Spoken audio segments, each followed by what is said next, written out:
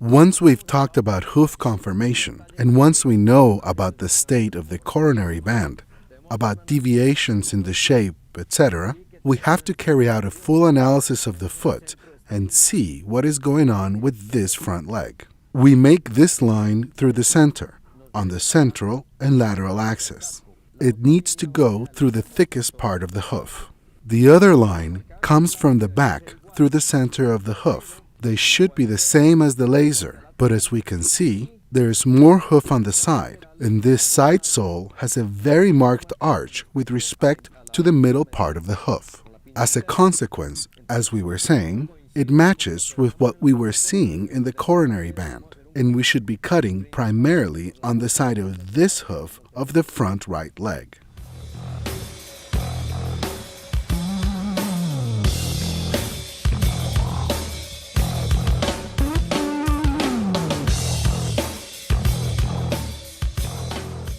The part known as the frog is very thin in this case. As I mentioned earlier, when the heels are too high, the frog tends to atrophy since it gets no action. That is why, in this particular case here, it's full of fungus and it's not fulfilling its role. With the hoof nippers, we proceed to locate the heel at the base of the frog. We try to balance it as best we can by cutting with this, obviously respecting the natural boundaries of cutting the hoof.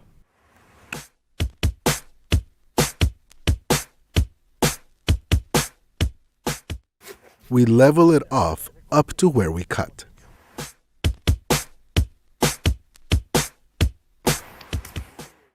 I should note that although it is quite traditional to cut bars in this area, that is perhaps the most frequently made error.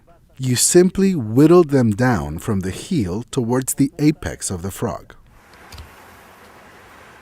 This is more or less how we would balance this hoof.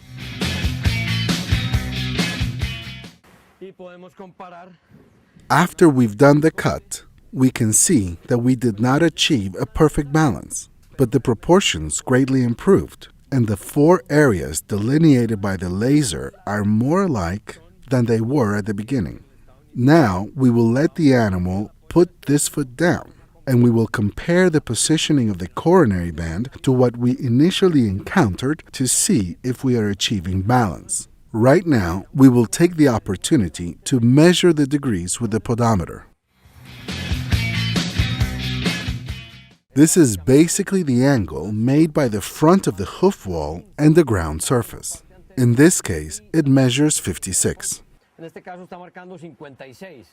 This is a tool that some people don't pay a lot of attention to, but I think it's an important piece of information because it will allow us to approximate balance as much as possible, and it helps to even out the angle and balance of the front and rear legs. The podometer measures the angle of the hoof capsule, and that hoof capsule is something that we can manipulate, seeking proper hoof pastern axis alignment. In this lateral view, the hoof pastern axis can be seen. It comprises the first, second, and third phalange. The alignment must be measured on the horse's real hoof and not on an X-ray of the same.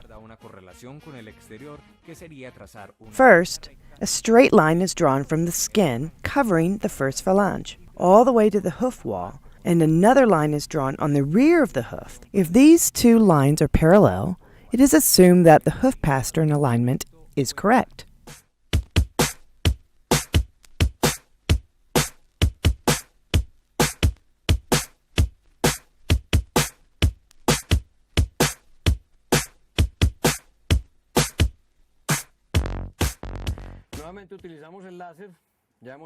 Once again, we use the laser after we've cut.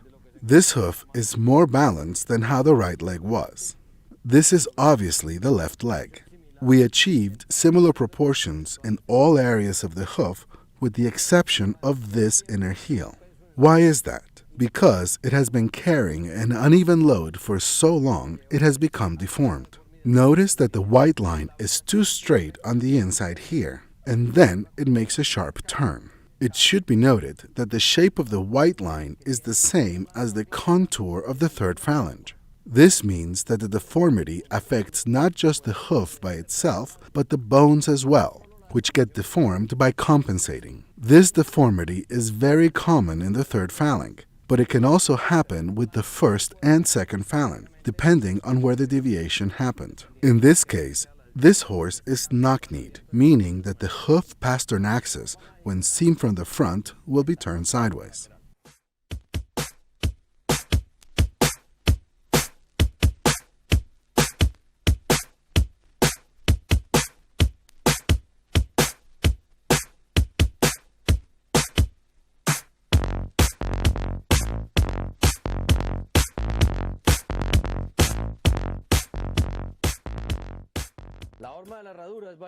As I've mentioned on previous occasions, the shape of the horseshoe is dictated by the contour of the white line. The shape of the hoof is of no interest to me when I'm fitting a horseshoe, so we proceed to shape the shoe based on the anatomy that we've observed in this horse. It's better to respect the anatomy, even if it takes a little bit more time on the anvil. This horse will be fitted horseshoes for the first time. We won't apply the horseshoe while red hot because he would get nervous with the resulting smoke. Let's measure this horseshoe and see if it's ready for fitting.